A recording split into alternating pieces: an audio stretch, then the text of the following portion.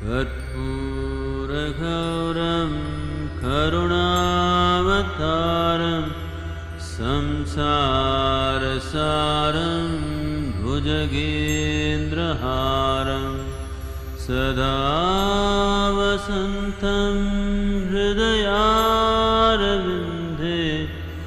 भवं भवानी सहितं Namami. What's wrong with our politicians? In so many, I'm just the most basic question, right?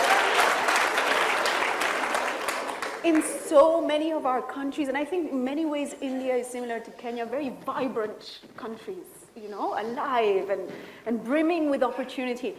We know what we must do, and we just never seem to be doing what we know that we must do. Why? Why? What's wrong?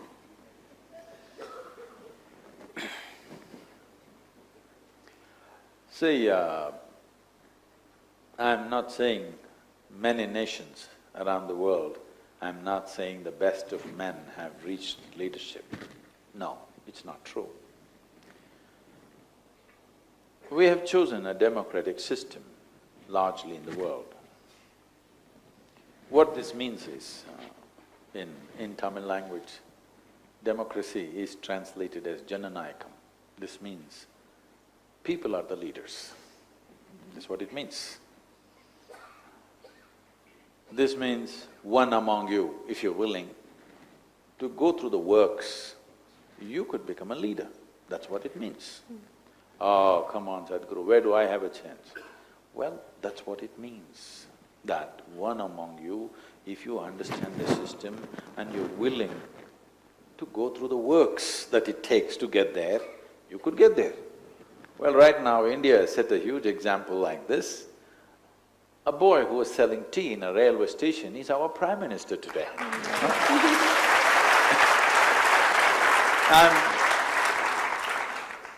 I'm not bowing down to the man, I'm not made like that.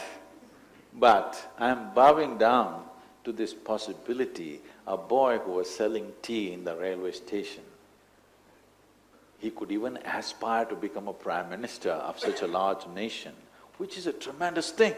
Never before possible in the history of this humanity, isn't it so?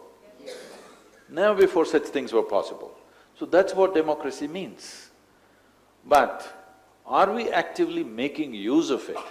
That's another thing. Most people, I don't know how you are in Kenya, I don't have the numbers, but I'm sure more than 60% of you or more than 40% of you don't even go out and vote. Yes? So, that is just one day in 5 years. Even that you can't do. But democracy does not mean just casting your vote. Democracy means there are many instruments in the system that every day you are supposed to exercise. You are supposed to rule. You have appointed somebody to do the job, but you are supposed to rule. But you think it's his job to do, well, he is doing it the way he knows it. You must be okay with it, you shouldn't complain. When you're unwilling to take responsibility for your own well-being and the well-being of your society and your nation, you shouldn't complain, isn't it? Because you're only sitting down for dole-outs. This is what you get. A beggar shouldn't complain, isn't it? You are not behaving like a leader, you are not behaving like a Jananayaka, a leader, a people being leader. People are not behaving like leaders, are they? They're behaving like beggars. When you behave like beggars, you should not complain. You can crib in your corner, but you cannot complain because you have no right to complain, because you are not exercising the instruments of democracy as you should. Like in India, we have a saying, you only get the kind of leadership that you deserve. For in many ways, we've been indolent. We've been sitting back and, you know, in India this is a thing, I'm sure in Kenya also. If you go to a tea shop, anywhere, India is full of tea shops, okay?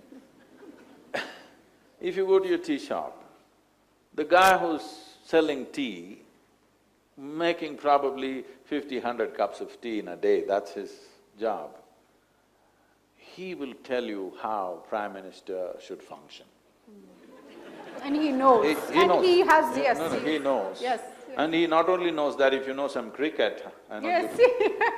he will tell how the Tendulkar, whoever, how he doesn't know the batting technique, how he should bat, all right? He will has advice for everybody. Only problem is he doesn't know how to make good tea.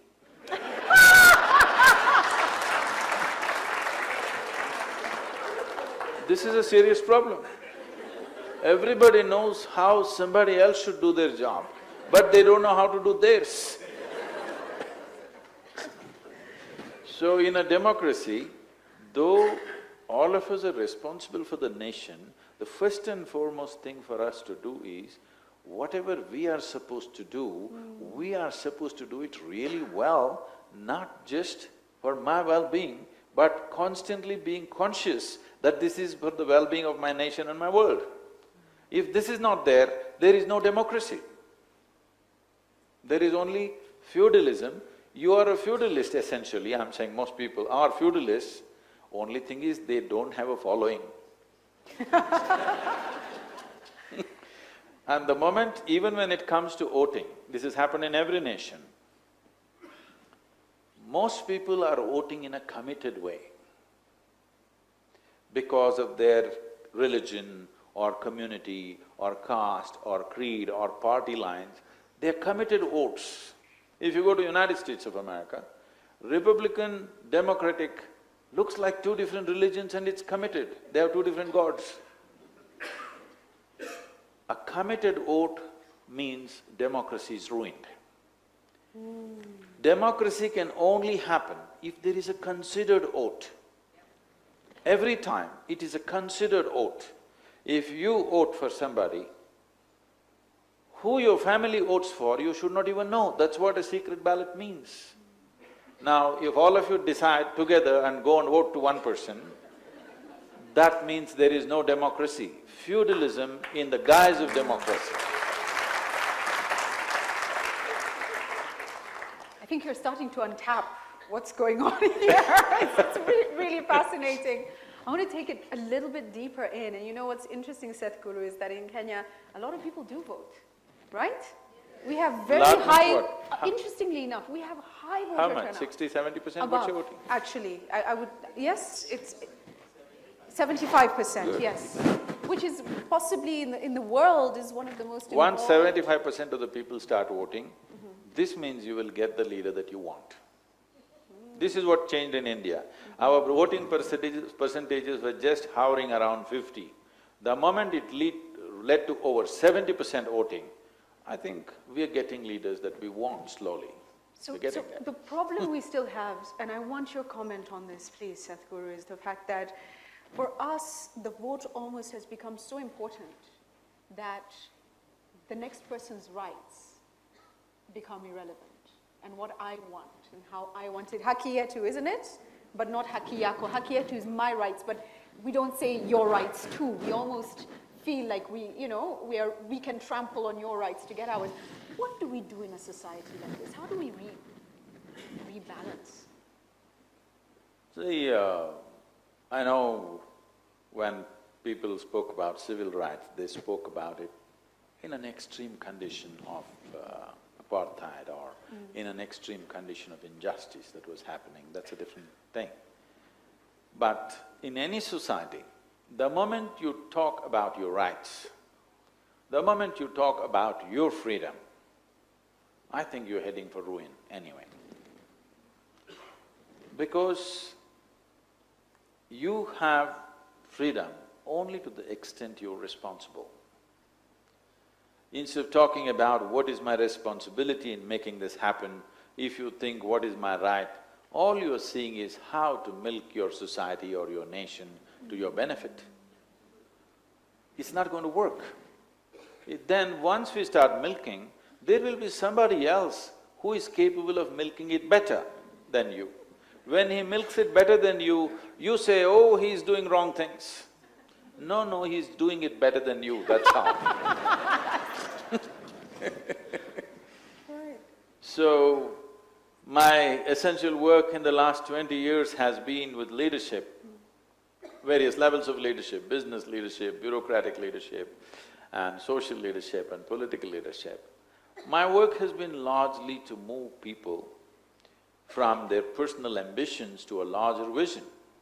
Because what ambition means is, you have tweaked up your desire, but you have not tweaked up your competence.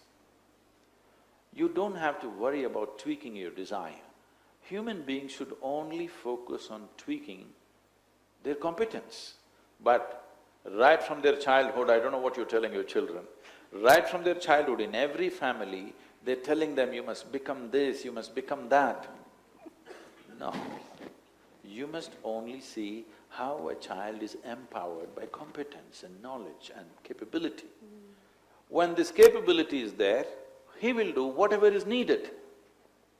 No, I'm already decided this is what I will do. Nobody needs it, it doesn't matter. This is what I will do. So right now I was just joking with them, we are running crematoriums in India because I saw that they were in such a bad shape. So we took that up. It's an important service because everybody dies one day, and the way it happens there is so clumsy. So I thought, I'll take this most unpopular thing. They said, Sadhguru, why have you taken this? This is not good, this is very negative. So I said, see, if you go like this, I'm going to brand it. Isha crematoriums, everybody is a customer.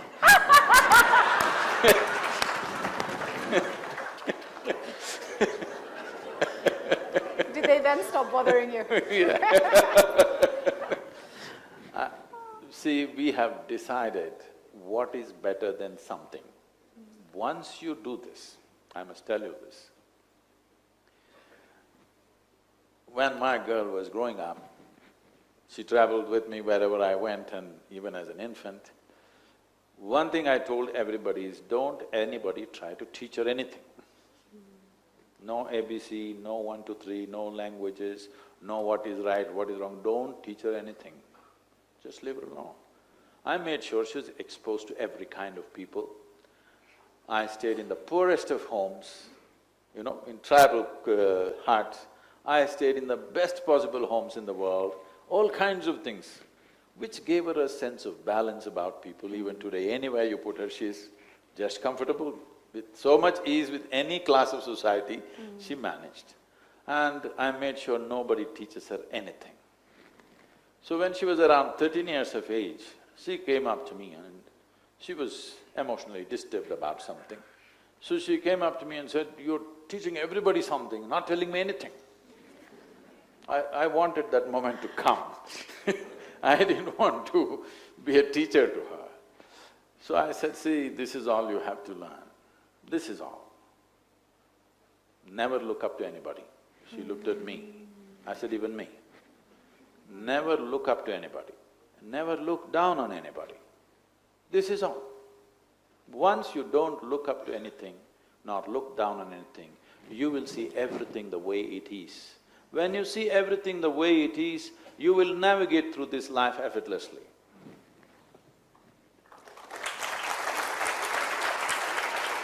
The moment you look up to something, you will exaggerate it. When you look down on something, you'll exaggerate the negative about it. If you don't look up or look down, you will see everything just the way it is, and that's all that's needed. For every solution, for every problem that is there, to find solutions, all that is necessary is we are able to see it just the way it is. But right now, we are thinking our problem is of our politicians. No, that politician was just one of us yesterday. Today, he's taken the trouble of getting there. You sat in the comfort of your home and commenting endlessly. You're a running commentary about everything. Right. But making bad tea, yeah.